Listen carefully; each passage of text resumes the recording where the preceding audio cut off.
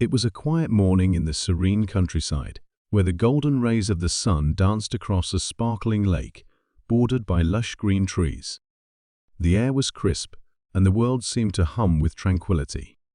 Birds chirped cheerfully, their songs harmonizing with the soft rustling of leaves in the gentle breeze.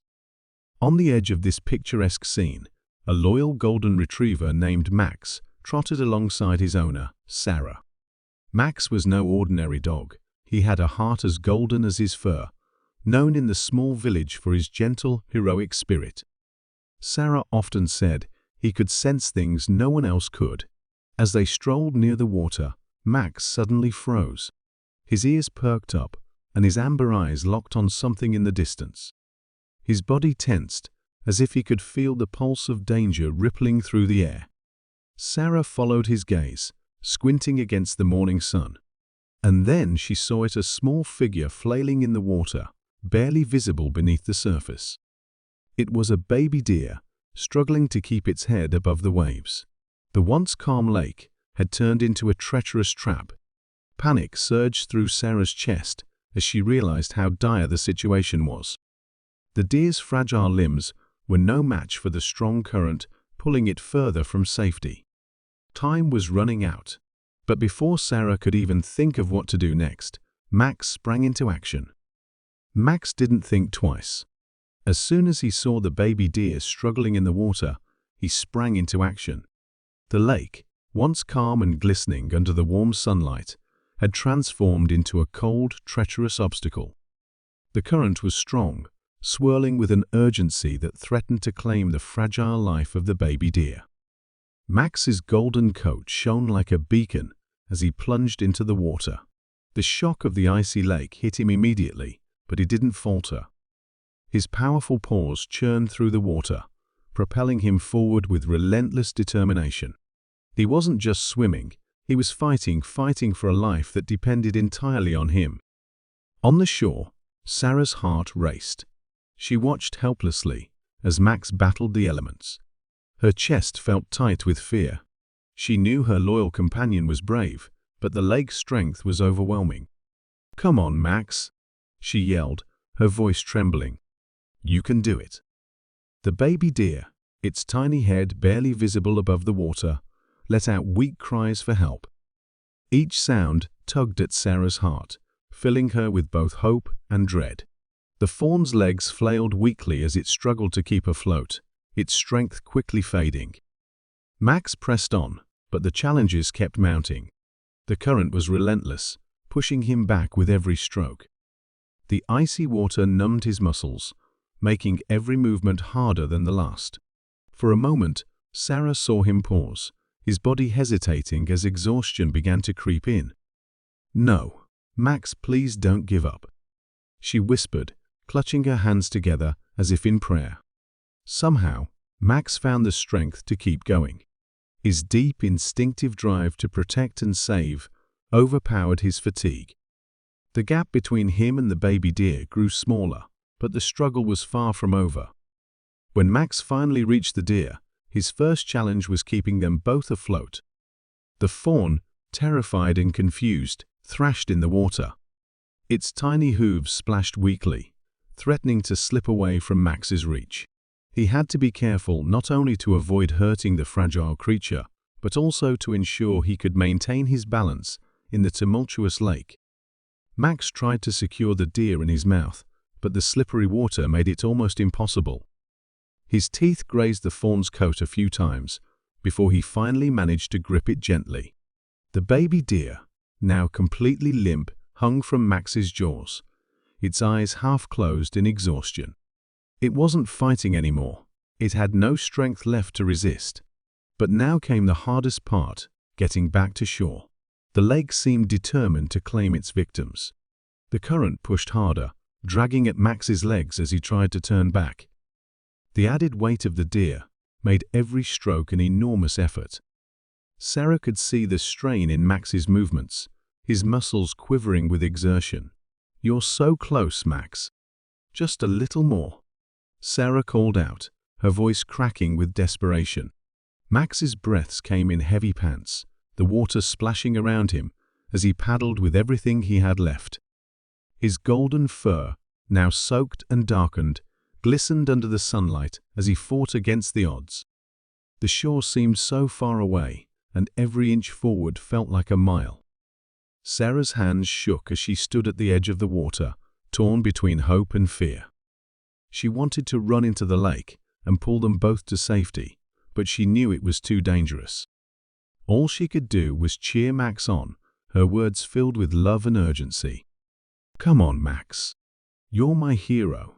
You can do this." Finally, after what felt like an eternity, Max's paws touched the shallow ground. He stumbled as the water grew shallower, his body trembling with exhaustion, but he didn't let go of the baby deer. Step by step, he pushed forward, dragging himself and the fawn out of the water and onto the grassy shore. Sarah ran to meet him, her heart pounding in her chest.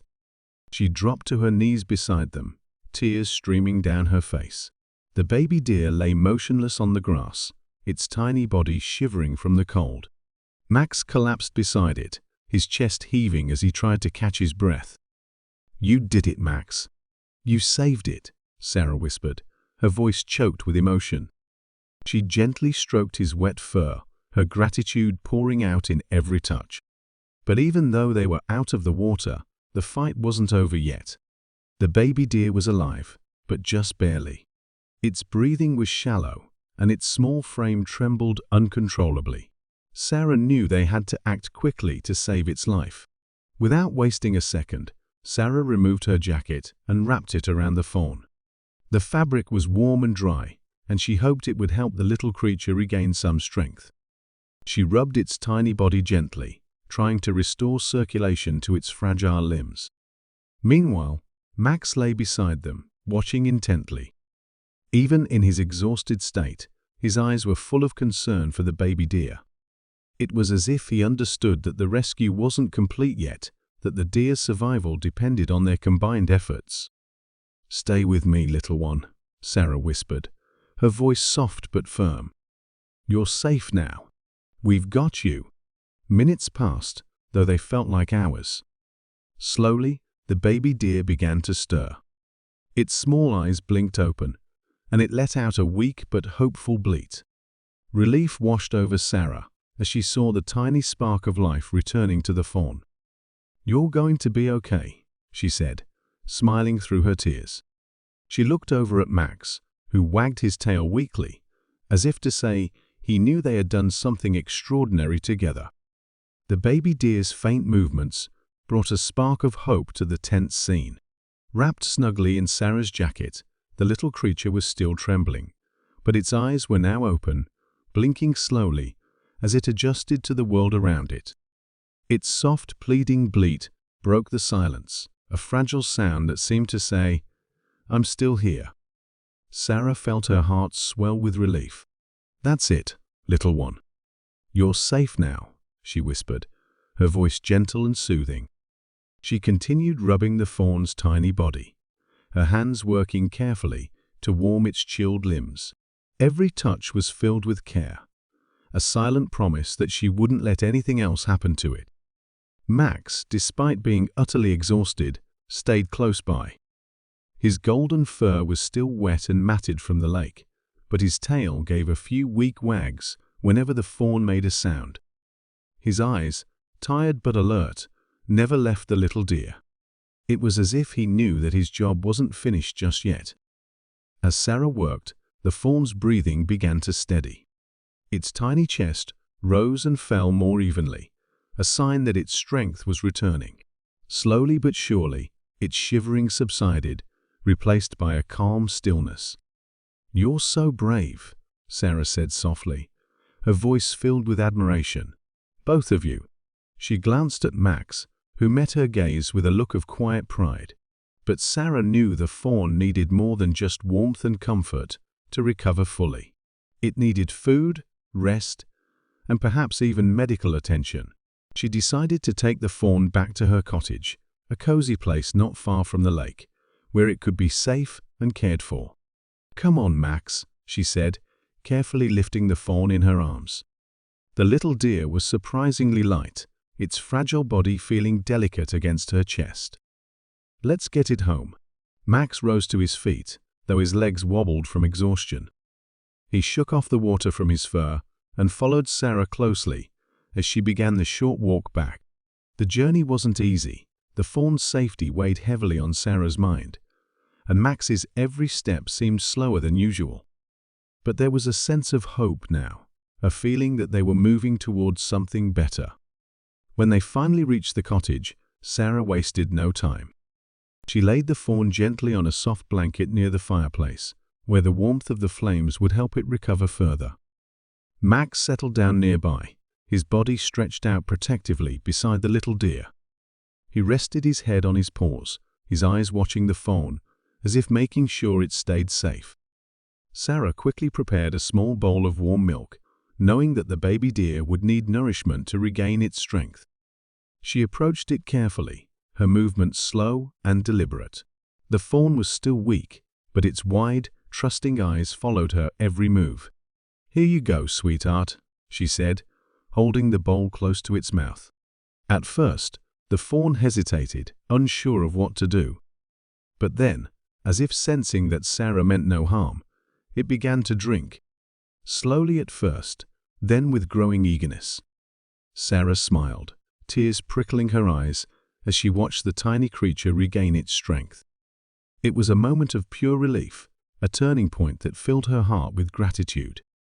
Max let out a soft sigh, as if he too felt the weight of the moment. His tail thumped lightly against the wooden floor, a quiet celebration of their success. Hours passed, and the fawn began to show more signs of life. It tried to lift its head, its small ears twitching as it took in its new surroundings. Sarah stayed close, her presence calming and reassuring. She spoke to it in a gentle tone, her words simple but full of kindness. "You're going to be okay," she said. "You've got so much life ahead of you, and you're not alone anymore." By the time the sun began to set, the fawn was strong enough to stand on wobbly legs. It took a few cautious steps, testing its strength, before collapsing back onto the blanket. Sarah and Max watched quietly, their hearts swelling with pride and relief. That evening, as the stars began to twinkle in the dark sky, the cottage was filled with a sense of peace. The fawn rested soundly by the fire, its breathing steady and calm. Max lay beside it, his body relaxed, but his eyes still keeping watch. Sarah sat nearby, sipping a warm cup of tea. She looked at Max and the fawn, her heart overflowing with gratitude for the courage and compassion she had witnessed that day. "You're a true hero, Max," she said softly, reaching over to scratch behind his ears. Max let out a soft huff, as if to say he was just doing what needed to be done.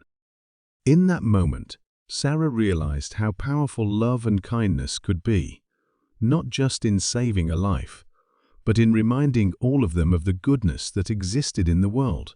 The warmth of the cottage, the flickering firelight, and the soft sounds of the evening created a peaceful, comforting atmosphere. But beneath the calm, a deep sense of anticipation lingered in the air.